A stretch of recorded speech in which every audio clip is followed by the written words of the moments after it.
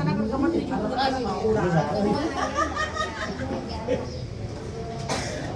sana mah akan batu.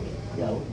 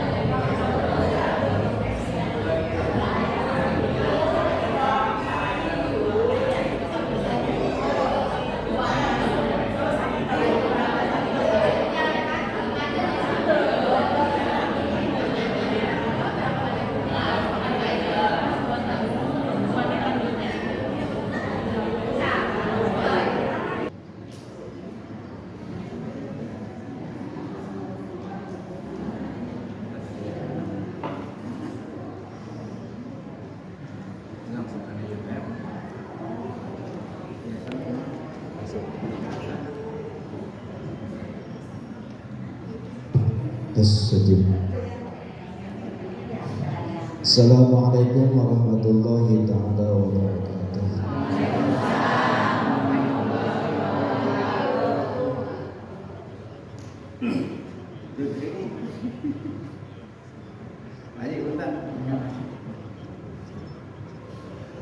Alhamdulillahilladzi farada liman istata'a fi sabilihil hajj. Asyhadu an la ilaha illallah al-ahadus samad wa asyhadu anna sayyidana Muhammadan abduhu wa rasuluhu khairul ibad wa sallallahu ala sayyidina wa ala alihi wa jami' ashabihi wa man tabi'ahum bi ihsan ila yaumiddin. Faqala Allah ta'ala wa lillahi 'alan nasi hajjul baiti man istata'a ila sabila wa man kafara fa inna Allaha ghaniyyun 'anil 'alamin. Qala rabbi shrah li sadri wa yassir li amri wa hlul 'uqdatam min lisani yafqahu qawli waj'al li waziran min ahli. Yang saya hormati bapak-bapak, ibu-ibu calon jemaah haji 2025, terkhusus Bapak Persepuhan kita Bapak Rizky Herman. Kebetulan beliau itu pada tahun 2019 berangkat haji bareng sama saya, dan beliau sebagai ketua pelaksananya. Sebenarnya dia senior ya. Dan yang terkhusus Pak Ustadz. Soalnya ayah Pak Ustadz ya, kenal ya Pak Ustadz ya. Kajiran.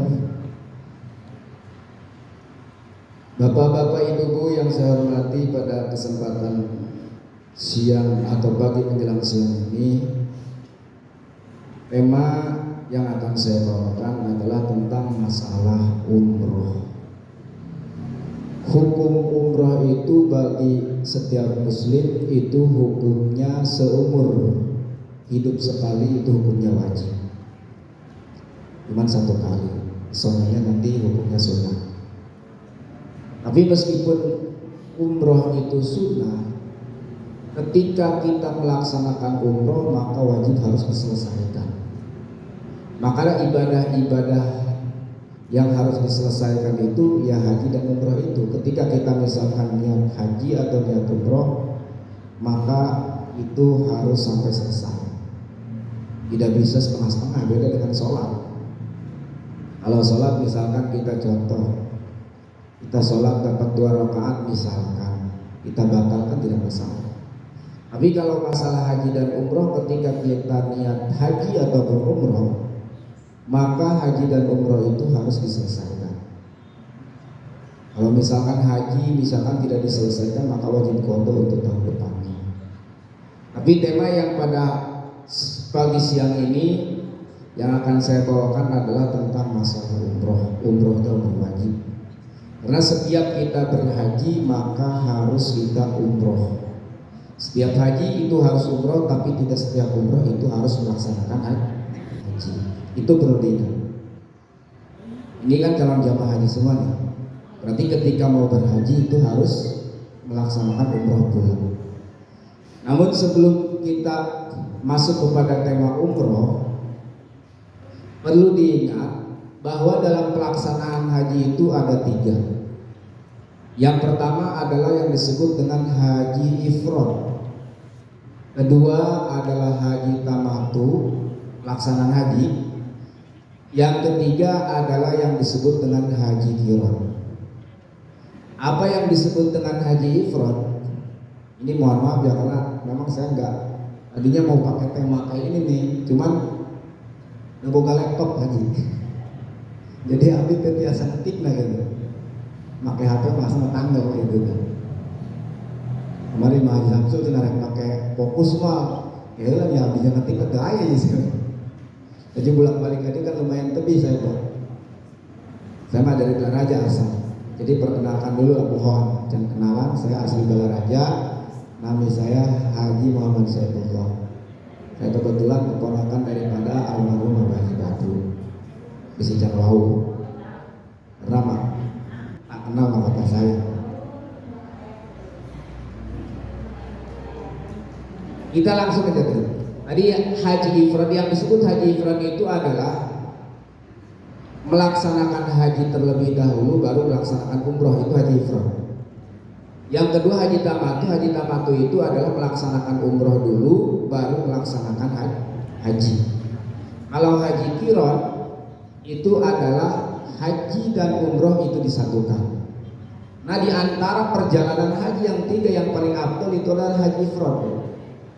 Namun untuk jamaah itu susah melaksanakan haji ifrad itu, terkecuali untuk pribadi dan memang udah mengerti tentang masalah haji. Tapi kalau untuk jamaah itu alangkah baiknya maka kita harus melaksanakannya hajinya haji tamattu. Haji tamattu itu tangi mangan turu. Jadi ngenangen. Orang datang ke Mekah, orang melaksanakan umroh, selesai melaksanakan umroh, bebas orang terkait hukum abadi. Dokter pakaian, namun ibu-ibu itu mau bernangan dandan segala macam bebas. Oke, apabila masuk tanggal 8 karat orang niat haji deui. Cuman di haji tamattu itu harus ada dan. Setiap haji tamattu itu harus saya dan. Kenapa harus saya dan? Maka biasanya dindingan geus diberenya untuk dan sabar duitna. Nah itu kenapa haji tamattu itu harus dan? Karena kita niat ihramnya itu tidak pada tempatnya, niat hajinya. Misalkan contoh nih, kita ihram umroh pertama nih, itu misalkan kalau kita gelombang pertama itu masuknya dari Madinah, itu niat ihramnya adalah di Bir Ali. Kalau gelombang kedua itu di Yulamlam. Yulamlam itu adalah di pas kita sebelum 15 menit di pesawat. Sebelum turun sekitar 15 menit itu Yulamlam. Kalau memang kita gelombang kedua. Nanti saya kesini belum masuk tema umroh. Ini masih membahas tentang masalah perjalanan haji dulu. Jadi perjalanan haji, kalau haji tamattu itu kita melaksanakan umroh dulu baru melaksanakan haji. Maka diwajibkan ketika haji tamattu ada yang disebut dengan namanya damnya dam tamatu. Kenapa harus ada dam tamatu? Karena ketika nanti kita niat hajinya itu di hotel, yang seharusnya niat haji itu kita kembali kepada mikot, baik itu Yulamlam kalau kita dari Indonesia, ataupun misalkan kembali ke Bir Ali, tapi itu tidak memungkinkan Pak, jauh, sangat jauh. Jadi niatnya itu di hotel. Di hotel nanti tempat kita tinggal di sana. Niat haji di situ, baru kita diberangkatkan tanggal 8 itu menuju ke Arafah. Nah, kita masuk kepada tema umroh. Perlu diketahui bahwa rukun umroh itu ada 5. Ibu bapak yang saya hormati, perlu diketahui bahwa rukun umroh itu ada 5. Karena tema kita adalah tema umroh, perlu diketahui adalah rukun umroh itu ada 5. Yang pertama adalah kita niat ihram umroh. Bagaimana niatnya ibu udah tahu? Nawaitun umrota wa ahramtu biha labbaik Allahumma labbaik. Di mana tempat niat ihram itu adalah di mikot.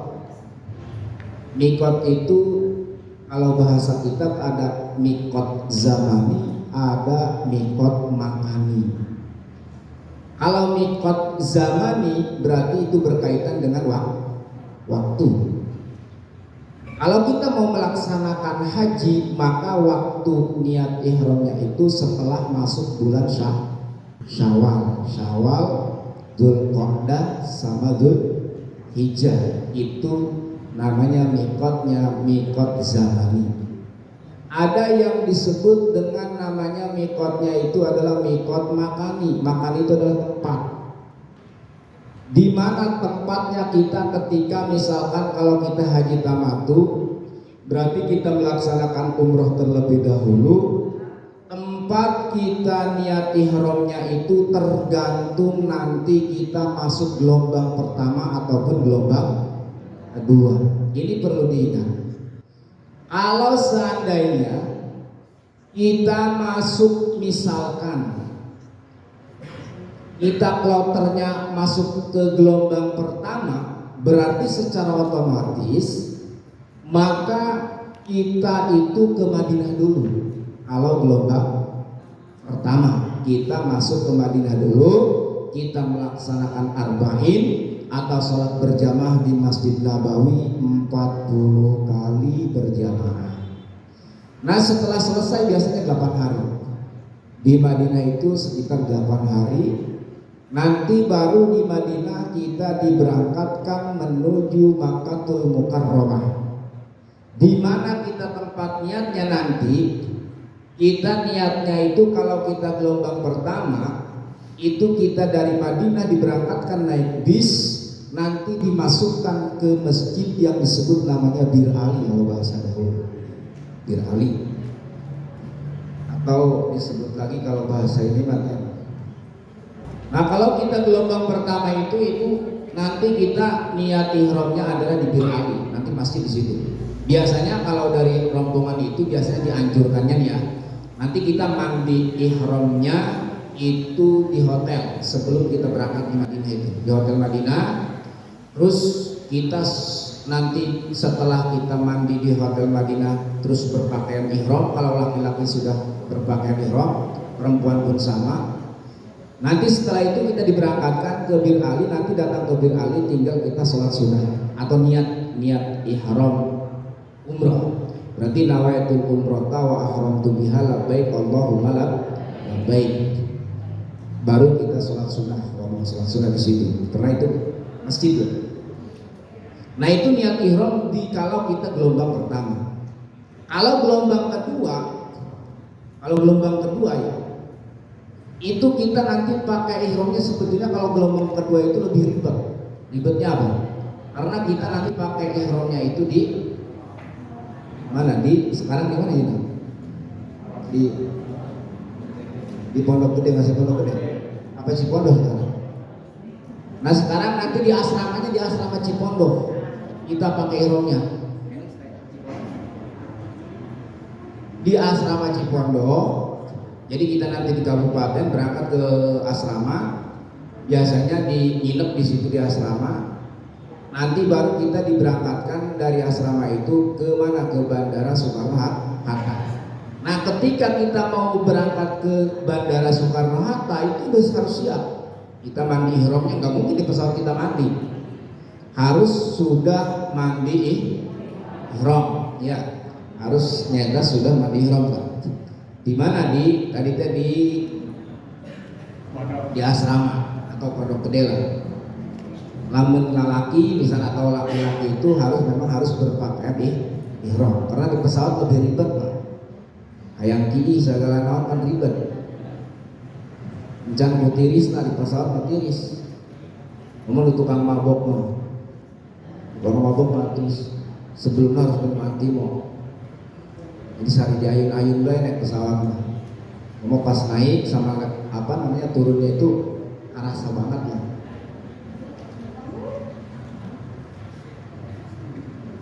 Jadi gelombang kedua itu adalah nanti niat ihramnya pas di tengah-tengah pesawat sekitar 15 menit sebelum pesawat landing. Turun tanah ngarangan landing mau mendarat. Itu bahaya bahasa keren apa landing. Nah, sebelum landing sekitar 15 menit nanti itu pas di atas Yulamlam. Yulamlam itu mencek bahasa kitab nama lalegokan anu aya di daerah Yaman. Urang ka Yaman lagi can pernah. Anu pernah ka Yaman di dieu.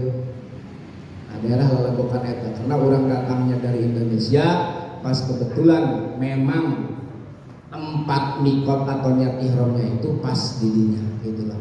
Maka lamun gelombang kedua orang atau kita niat ihramnya itu adalah pas di atas pesawat. Nanti biasanya dikasih tahu sama kru pesawat bahwa nanti sekian menit lagi kita akan pas di atas Yulamlam.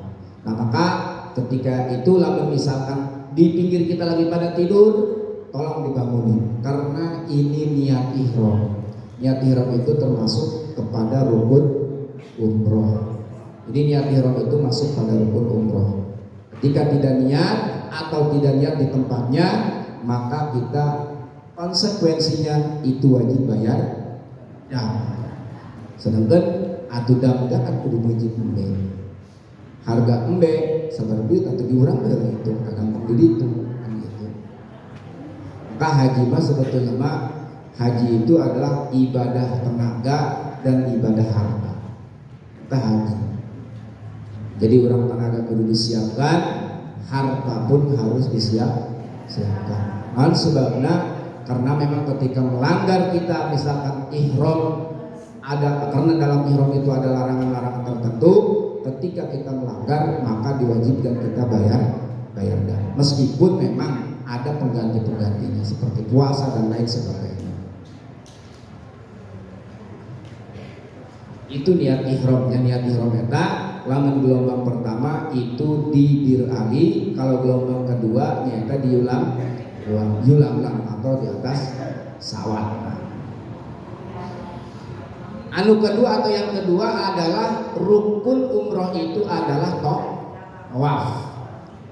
Melaksanakan nyata tawaf. Disebutnya tawaf umroh. Nah, di dalam tawaf itu ada beberapa syarat. Di antaranya ketika kita tawaf itu harus suci. Diri kita baik dari hadas kecil maupun hadas besar.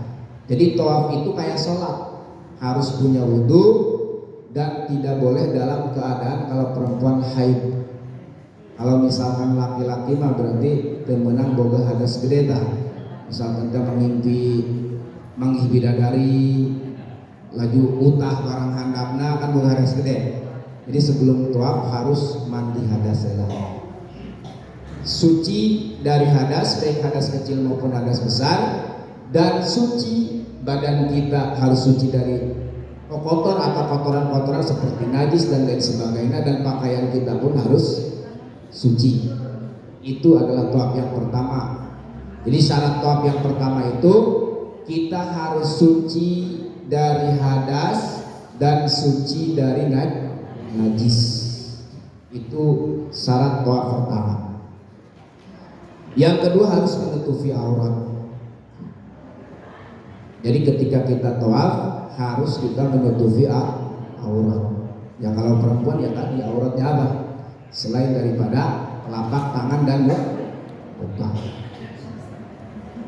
Terus yang selanjutnya, kalau memang kita tawafnya istiqlal atau munfarid itu bukan tawaf umroh ataupun bukan tawaf haji ya, maka itu kita diharuskan niat ketika kita mau bertawaf, terkecuali kita umroh beda lagi, ataupun tawafnya tawaf haji.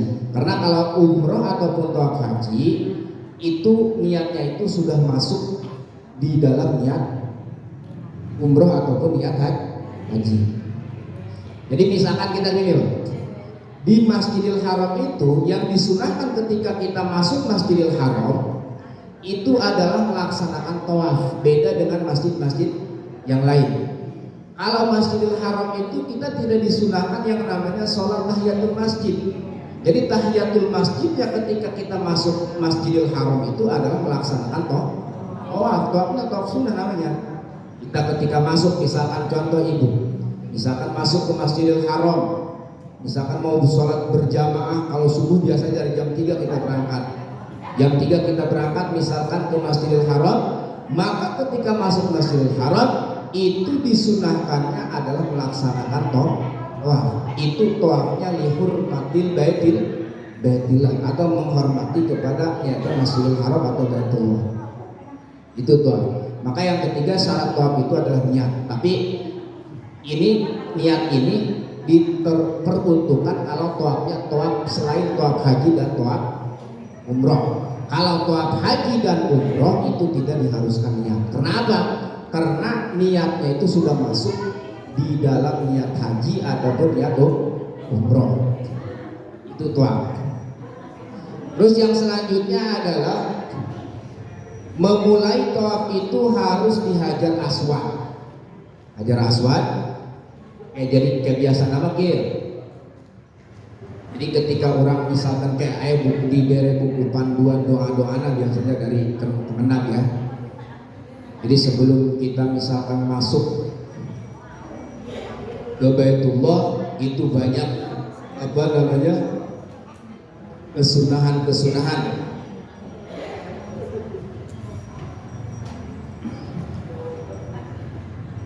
Ketika kita misalkan masuk kota Mekah aja kita disunahkan berdoa Allahumma hadza haramuka wa amnuka faharim lahmi. Nanti ada lagi buku-buku panduan itu.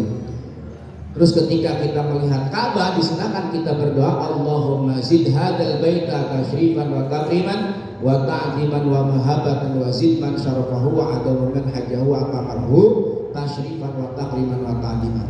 Nanti ketika misalkan ibu bapak sudah mendapatkan buku panduan haji atau doa-doanya itu tolong dibaca sesering mungkinlah doa-doanya itu dibaca supaya nanti ketika kita sudah sampai sana itu kita sudah terbiasa. Karena apa? Kalau misalkan sekarang kita baca, misalkan contoh kita baca sambil duduk, tapi ketika di sana itu kita baca itu sambil berjalan Pak. Sambil berjalan, misalkan kita masuk Mekah atau masuk Masjidil Haram atau melihat Ka'bah kan kita sudah berdoa. Tidak mungkin kita misalkan berdoa sambil berdiri saja, bisa didorong membatur. Maka dibiasakan nanti ketika sudah mendapatkan buku panduan doa-doanya itu dianjurkan untuk sesering mungkin kita baca. Meskipun tidak dihafal, minimal lidah kita ini sudah terbiasa membaca doa itu supaya tujuan dan maksudnya adalah ketika nanti kita dalam pelaksanaannya, ketika kita misalkan baik itu tawaf ataupun sa'i dan lain sebagainya, maka bacaan doa-doa tersebut sudah menempel di lidah kita, jadi terbiasa. Jadi kan naon ge ari geus biasa punya sanajan jalan sajauh bunga jalana ari urang geus sering lewat mah pasti urang nyaho mana liang-liang anu jalan rusak, anu bagus gitu. Maka bacaan-bacaan pun kadang ada yang sulit dibaca kan gitu kan. Aya nu babari dibacana, tapi lama kurang sering membacanya, maka pasti orang bakal diberi gampang. Tidak yang gampang karena orang sering baca. Terus selanjutnya tawaf anu nomor rangrup. Syarat tawaf niat anak nomor kaopat adalah tadi mana? Memulainya dari hajar aswad. Yang disunahkeun orang didinya biasana nam istilam. Lamun baheula lama mungkin ya karena kesunahan itu sebetulnya mah. Jadi istilam eta bismillah ya Allahu akbar, bismillah Allahu akbar. Jadi ari sunnah nama sebetulnya lama tawaf itu memulai eta tapi hese ayeuna mah bisa kadorong batur. Jadi orang menghadap Ka'bah pas misalkan ia pundak orang di sebelah kanan lurus dengan hajar aswad, kita jalan ke depan sedikit baru kita muter gitulah. Mencek orang kita sunah itu hajar aswad itu tak lempar karep karena gitu. Karena bismillah Allahu akbar, bismillah Allahu akbar. Tapi aya nama sulit itu karena kulobana ataupun seurna nyata jamaah haji ataupun jamaah umroh. Namun seseorangan mungkin biasa. Namun misalkan orang pribadi seseorangan bisa saja. Tapi kalau jamaah sulit jamaah. Namun orang rombongan itu sulit. Jadi hayang bilang kasunahan pesanan itu sulit. Maka lamun hayang kasunahan itu seseorangan tapi ibu-ibu jangan. Kamu nulis sepuh lah.